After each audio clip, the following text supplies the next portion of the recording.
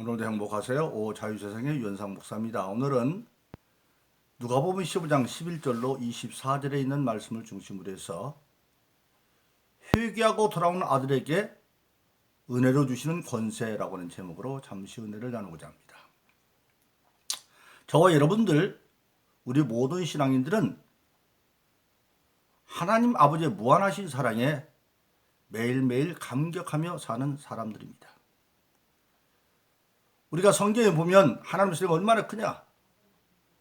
마태복음 3장 2절에 보면 예수님의 길을 평탄케 하는 세례 요한이 광야에서 회개하라 천국이 가까워느니라 그렇게 외칩니다.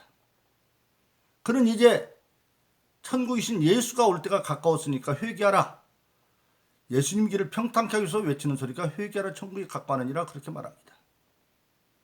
근데 예수님도 드디어 마태복음 4장에서 이제 공생애를 시작합니다. 그래서 마태복음 4장 17절에서는 똑같이 회개하라 천국이 가까웠느니라. 그것은 바로 천국이 가까웠느니라는 말씀은 아버지 하나님이 세례요한을 통해서 또 그의 독생자 예수를 통해서 세상을 향하여 외치는 사랑의 결정적인 메시지입니다. 여러분 생각해 보세요. 우리 인간은 우리가 아는 것처럼 조상 아담으로 말미암아 창세기 3장에서 하나님이 선악과를 따먹은 아담을 재판하시면서 네가 네 아내는 말을 듣고 내가 먹지 말라는 선악과를 먹었은즉 땅은 저들보다 은근과 가시를 내고 너는 종신토록 수고해 먹다가 필경은 내 몸은 흙이니 흙으로 돌아가고 우리 인간의 육신은 흙으로 돌아가지만 영은 결국은 뭡니까? 정령 죽을 자 지옥 갈 수 있는 그런 존재가 되어진 겁니다. 그런데 그런 사형수 같은 아담과 아담의 모든 후손 인간들에게 회개하라. 사형수 3년만에 줘도 감사한데 천국을 주겠다는 겁니다. 천국이 가까웠다.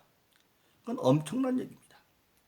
그래서 예수님 일찍이 요한복음 3장 19, 17, 18절에서 말하죠. 하나님이 세상을 저처럼 사랑하사. 하나님의 사랑이 어떤 사랑이느냐? 이때 세상은 사람인데 아담과 모든 사람들은 지옥 갈 수 없는 그런 존재들입니다. 우리 인간은 아담의 죄로 말미암아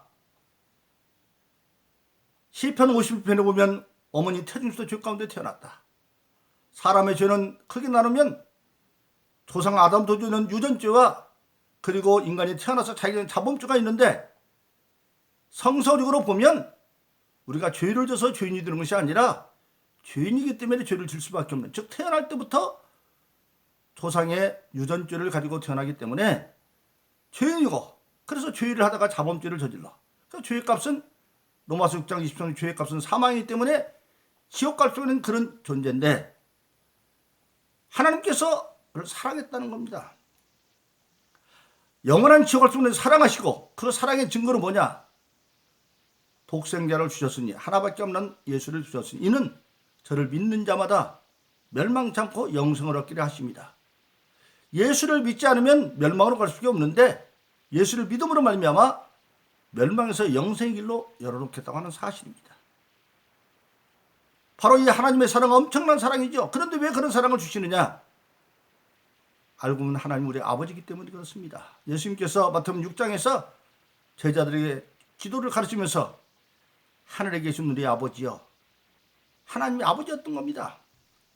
성경은 하나님을 여러 가지 이름으로 부릅니다. 천지를 창조하신 하나님 때는 원해본 엘로힘 하나님, 그 천지를 창조해 누구의 도움도 받지 않냐고 전능하신 능력으로 창조하신 하나님 때는 엘샤다 하나님, 전능하신 하나님, 그리고 그 하나님께서 천지 만물을 창조할 뿐만 아니라 그 천지 만물 모든 것을 주관하시는 하나님일 때는 주된 하나님 아도나이 하나님, 그 하나님이 모세를 통해서 이스라엘 백성을 구원할 때에 모세에게 자기를 새로 결성했는데 여호와 하나님, 하나님은 구원의 하나님이시다. 그러니까 창조주 하나님, 전능하신 하나님, 만물을 주관하신 하나님, 우리를 구원하신 하나님이신데 그 하나님이 예수님 오셔서 아버지인 것을 공개하는 겁니다. 아버지이기 때문에 능력이 없으면 모를까 능력이 있으면 지옥 갈 자녀들을 구할 수밖에 없죠. 그래서 예수를 땅에 보내셨습니다. 예수를 보내심으로 죄 없는 예수가 와서 십자가에 못 박혀 돌아가시고, 그 예수님이 죄 없는 증거라는 얘기가 뭐냐면, 죽은 자는 죄가 있으면 못 사는 아예요. 왜? 죄의 값은 사망이니까. 근데 예수님이 십자가에 못 박혀 돌아가시고 3일 만에 부활하셨다는 얘기는 죄가 없다는 산 증거죠. 죄가 있으면 하나님이 그를 못 살려요. 왜? 하나님 전능하시지만 스스로 만든 법을 깰 수 없기 때문에. 근데 예수님은 죄가 없으면 돌아가실 이유가 없는데 왜 돌아가셨느냐? 바로 아담 이후의 모든 인류의 죄를 대신 지고 돌아가셨고, 그것을 믿으면 하나님 것을 의로 여겨서 로마서 1장 17절에 오직 의인은 믿음으로 하며 살림과 같으니라. 이때 의인은 행위의 의인이 아니라 믿음의 의인, 예수님께서 내 모든 일을 대속했는 그를 믿으면 의로 여겨서 멸망으로 갈 자를 살 길을 열어서 믿음으로 살 길을 열어놓은 것입니다. 그래서 그것을 믿으면 게 회개입니다. 그래서 그 회개한 자들에게는 하나님이 무엇까지 보증했느냐? 금세와 내세에 대한 모든 축복을 보증했습니다. 마가복음 10장 29절 30절에 보면 나와 복음을 위해서 집이나 형제나 자매나 아비나 어미나 자식이나 전토를 벌인 자는 땅에서도 집이나 형제나 자매나 아비나 어미나 자식이나 전토를 100배로 받되 핍박을 겸하여 받고 내세에 영생을 얻지 못할 자가 없느니라. 금세에서도 100배로 받고 내세에도 영생을 얻는다는 겁니다. 여기서 버린다는 얘기는 아주 버리는 게 아니라 관계를 이제 조정하는데, 우리가 세상에 할 일이 많이 있습니다. 그런데 순서를 바꾼다는 겁니다. 마태복음 6장에 보면 예수님께서 먼저 그 나라와 그를 그 모든 걸 더한다. 우리 예수 믿는 모든 사람들은 그 나라와 그 일을 먼저 구하면, 즉 나와 복음을 예수를 구하면 나머지 것은 두 번째로 하는 겁니다. 즉 집안일이나 부모일이나 형제일이라고 하나님의 일하고 양립이 되어지면 먼저 하나님으로부터 하면 하나님이 모든 걸 더해준다는 겁니다. 그래서 마태복음 6장은 그때 말씀을 듣는 모든 자들은, 유대 백성들은 나라는 로마에 뺏기고 정말 힘들게 사는 사람들입니다. 눈만 뜨면 먹고 있고 마실 것이 걱정입니다. 10사람보다 8사람은 정말 가난에 허덕이는 사람들. 그런데 그들에게 무엇을 먹을까 입을까 말을까 염려하지 말아라. 참 현실감은 눈물 같죠. 근데 그런 것을 이방인이 구하는 건데 해결하는 방법이 뭐냐? 너에게 구하려 있어야 할 걸 하나님이 아는데, 먹고 있고 마실 거 너 있어야 할 거 필요 아는데, 그게 주는 방법이 먼저 그 나라를 구하면 모든 걸 더해준다. 그래서 예수 믿는 모든 사람들은 복잡한 세상 일이 많지만 하나님 일에 몰두함으로 세상 일은 하나님이 사람을 도우라든지 환경을 도우라든지 더해주는 그런 삶을 사는 겁니다. 그래서 회개하라 천국에 가까웠다. 오늘 본문의 말씀 보면 그것이 잘 나와 있습니다. 우리가 잘 아는 탕자의 비유, 누가복음 15장 11절로 24절에 보면 11절로부터 21절은 어떤 사람의 둘째 아들이 부모가 임종 직전에 유산을 나눠주는 건데, 살아생전에 아직도 임종하는 멀었는데 내 목 주세요.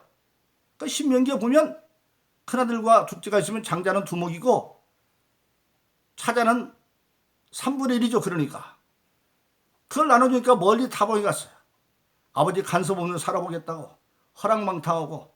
근데 그래서 다 없이 하고 이제 죽여 죽게도 해져서 흉년되니까 돼지 쥐는 목동이 됐는데 돼지 먹는 거 먹고 살아 먹을 게 없어요. 그때 그가 깨달은 게, 내 아버지 집에는 날마다 품 싸고 오는 사람들도 품꾼들도 하루만 이러고 가도 넉넉한데 나는 여기서 줄여 죽는구나 깨달아 합니다. 아버지 떠나는 것이 결국은 죽는 거구나.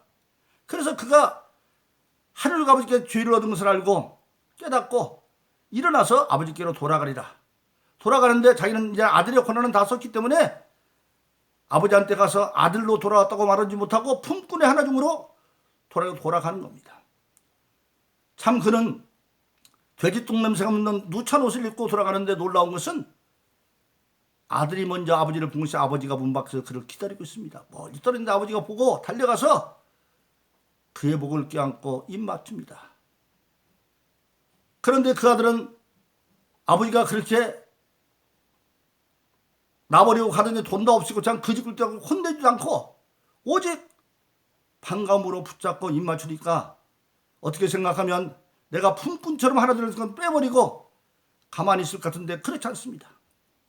그는 이제는 죄에 대한 책임도 깨닫고 내가 아들이라 감당할 수가 없다. 그런데 아버지는 한마디도 그에게 책망하지도 않고 나무라지도 않고 왜? 그 아버지는 하나님이기 때문에 그가 객지 생활해 보는 걸 다 알고 있어요. 회개한 것도 알고 있어요. 그러니까 회개하고 들은 아들을 오직 영접하고 받아들이면서 종들을 불러서 말합니다. 제일 좋은 옷을 갖다 입혀라.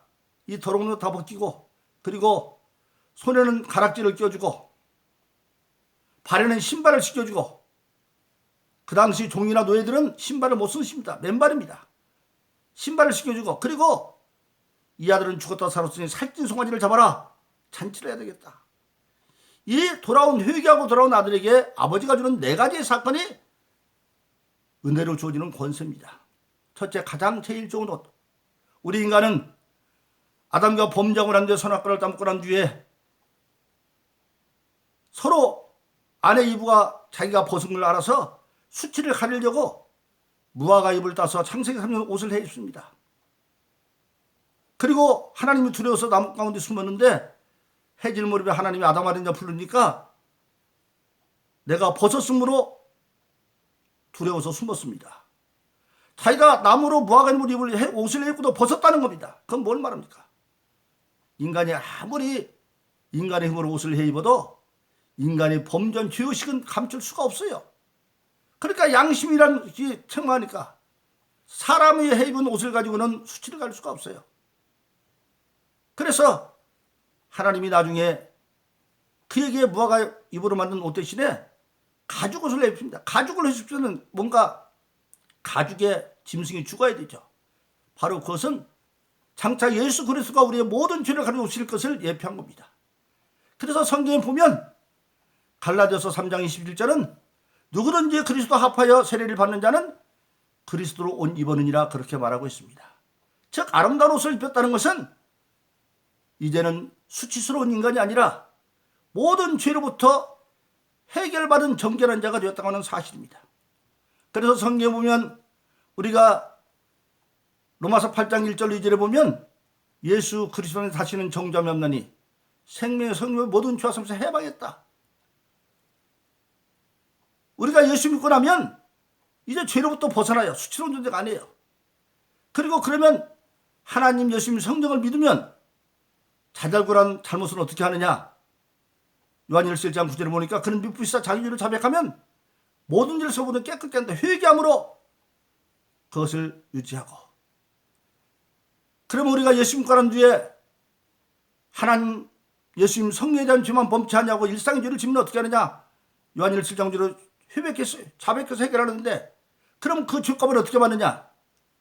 이제는 마주한테 정죄당하는 존재는 아니고 하나님의 아버지므로 우리에게 잘tuk에서 유익을 위해서 훈계하는 징계를 받아. 그래서 히브리서 10장에 보면 징계받으면 사생하다 그렇게 말씀하고 있습니다.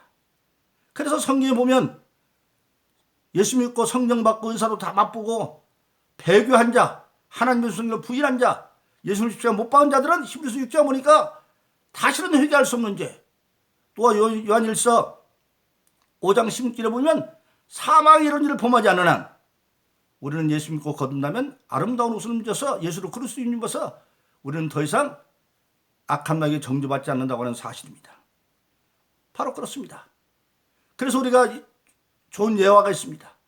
2차 대전 때 미국의 한 병사가 독일에서 병사와 백병전을 하면서 그 단검으로 자기 보 앞에서 사람을 찔러 많이 죽였습니다. 휴전이 돼서 돌아왔는데 눈만 감으면 그게 자기가 칼로 찔렸던 사람을 생각해서 잠을 못 자요. 불면증 사람 죽거든요. 그래야 아무리 쫓아다닙니다. 그러니까 어떤 정신분석자들은 전쟁에는 당시 아니면 당시 죽었으니까 그건 죄가 아니다. 그러나 여전히 잠이 안 오고 불면증 살았다. 그러다가 예수 목사님을 찾아가니까 목사님이 말도 않고 그래 안 하면서 기도합니다. 주여 이 사람 중인 모든 일을 주님께서 감당해 주셨다고 회개를 하니까 놀랍게도 그 병사의 눈물이 흐르고 예수님 영접하고 그 다음부터 편안한 잠을 잤다고 하는 사실입니다. 그게 바로 뭡니까? 예수로 옷 입으면 더 이상 수치스러운 존재가 아니고, 두 번째로 손에 가락지를 끼워줬다. 손에 가락지는 아들의 주의를 이제 회복한 것을 말하고 있는데, 요한일서 1장 12절에 보면 영접하는 자 그 아들을 믿는 자는 하나님 자녀되는 권세를 주었다. 자녀되는 권세. 창세기 41장에 보면 요셉이 애굽의 국무총리가 되었을 때에 바로가 그에게 자기 인장만지를 빼주면서 나는 이제 이름 뿌리고 모든 것은 네가 이 인장만지로 절제서 다다를 다스려라. 인장만지는 즉 권세를 말하는 겁니다. 그래서 베드로전서 2장 9절은 우리 예수 믿는 사람들은 택하신 족속 왕같은 제사장이다. 왕같은. 왜? 예수 믿고 있어도 이 세상에는 악한 마귀가 우는 사람 두루 삼킬 자를 잡고 있어요. 베드로전서 5장 8절 있는 것처럼. 그런데 그 마귀로 우리 인간의 힘으로 못 이깁니다. 그래서 스가랴서 4장 6절은 힘으로 능으로 안 된다. 하나님의 신으로 안 된다. 그래서 예수 믿는 모든 자에게는 성령을 선물로 주는 겁니다. 그래서 사도행전 2장 38절은 너희가 각각 교회에 예수님으로 세례를 받고 죄사함을 얻었기 때문에 성령을 선물로 준다. 저는 다 성령을 받았어요. 그 성령은 바로 하나님의 영이기 때문에 하나님의 신은 마귀를 이길 수가 있어요. 그래서 고린도서 1장 2절에 보면 2장 10절에부터 보면 바로 뭡니까? 하나님이 그 성령을 우리에게 주셨고 하나님의 성령의 뜻을 알아서 하나님 우리가 그대로 행하고 또 그 성령은 우리에게 권세가 되어서 빌립보서 4장 13절은 네가 능주 모든 걸 할 수 있다. 우리가 성령을 받았기 때문에 이제 권세 있는 자녀의 믿음을 가지고 마귀를 이길 수 있는 그러한 사람이 되었다고 하는 사실입니다. 세 번째로는 신발을 신겨줬다. 그 당시 제도는 신발은 노예나 종들은 못 신습니다. 근데 우리 인간은 영적으로 보면 요한일서 3장 8절에 죄를 짓는 마귀에 속하나니 마귀의 종들이에요. 그러니까 영적으로 다 신발 벗은 자들인데 아버지가 신발을 신겨줬다. 창세기 3장에 보면 아담과 범죄함으로 말미암아 땅은 저주보다 가시덩굴과 엉겅퀴를 했다고 그랬어요. 한마디로 세상에 가시덩굴이에요. 그러니까 가시가 찌르니까 고난의 땅이죠. 그런데 그것을 에베소 6장 10절로 18절에 보면 마귀가 되어주셔서 하나님의 전신갑주 입는데 전신갑주 가운데 6장 10절에는 평안에 보면 신발을 신고 가시덩굴을 신발을 신고 제가를 없다. 월남전에서 초기에 많은 우리나라 사람들과 미군이 죽었습니다. 그런데 그때 총 맞아 죽고 포탄에 맞아 죽은 것이 아니라 더 많은 사람들이 베트공들이 대나무를 밀림 속에 숨겨서 독을 발라놓으면 그게 발을 뚫어가지고 독상으로 죽었어요. 그걸 예방하려고 만든 것이 장구랍니다. 이제 장구를 신으니까 그거 다 진지어버릴 수 있듯이 엉겅퀴 가시가 있지만 평안에 보면 신발로 다 이겨버리는 겁니다. 그렇습니다. 예수 믿고라도 환경은 여전히 마귀로 활동하고 있기 때문에 어렵습니다. 예수님 모시고 제자들이 배 타고 갑니다. 예수님이 배 타라고 또 예수님 명했고 거라시집으로 가는 방향도 명했고 그러나 예수님은 고이 주무시는데 바람과 풍랑이 일어나 죽게 되는 상황이 이것이 인간의 환경이에요. 그러니까 제자들이 처음에는 자기들 제자 가운데 7사람은 갈릴리 바닷사람 출신 아닙니까? 바다의 경험과 지식을 가지고 해결을 좀 못하니까 예수님을 깨우면서 죽게 되었다고 말하니까 예수님이 일어나서 믿음 없는 제자들을 먼저 책망하고 바람과 바다를 그저 잔잔하게 합니다. 바로 그렇습니다. 우리는 어떤 풍랑과 생활의 문제를 놔도 예수님께서 그거 다 잔잔해 주는데 그런데 불신앙으로 죽겠다고 하지 말고 어떻게 하느냐? 빌립보서 4장 7절은 아무것도 염려하지 말고 모든 일에 기도와 간구로 감사함을 하나님께 아뢰라. 그리하면 모든 시가 주는 하나님의 평강이 예수 그리스도의 마음과 생각을 지킬 것이다. 하나님의 믿음을 가지고 오직 감사함으로 감사는 뭡니까? 뭘 부탁해도 받았을 때 감사하잖아요. 그러면 예수 그리스도 우리를 다 지켜준다. 그리고 그런 가운데도 문제가 일어나면 인내해야 되는데 갈라디아서 6장 9절은 선을 행할 때로 낙심하지 말지니 피곤치 않냐면 때가 되면 거두리라. 낙심하면 의욕을 이루니까 피곤하죠 하는 일이. 그런데 때가 되면 거두리라 그래서 이룬다가 아니라 그건 뭡니까? 거두는 건 농사짓는 사람 얘기죠. 신앙의 길은 농사짓는 법이다. 씨앗을 뿌려서 자라서 수확할 때까지 종잣값, 기름, 바람가, 농약값, 인건비 다 들어가죠. 그러나 나중에 거두듯이 때가 이러면 거두리라 그랬습니다. 그래서 신발은 뭐냐면 화평복의 신발입니다. 환경을 이기는 믿음. 마지막으로 살찐 송아리를 잡수 좋은 잔치를 벌이자. 우리 인간은 궁극적으로 영적으로 보면 고린도후서에 보면 11장 1절에 보니까 예수님은 우리 남편이고 우리는 정결한 처녀로 중매장이 전도자들이 전도한다고 그랬어요. 우리 결국은 영적 신랑인 예수님과 함께 주님 재림하실 때 공중에서 혼인잔치 7년 하지 않습니까? 그 잔치에 참여하는 것이 우리의 신앙인의 궁극적인 믿음의 소망을 이루는 것이죠. 바로 그렇습니다.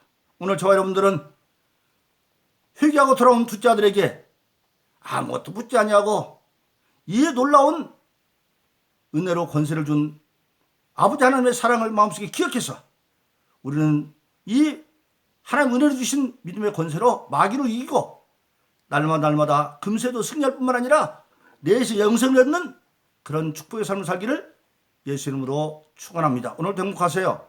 오 자유세상의 유현상 목사이십니다. 감사합니다.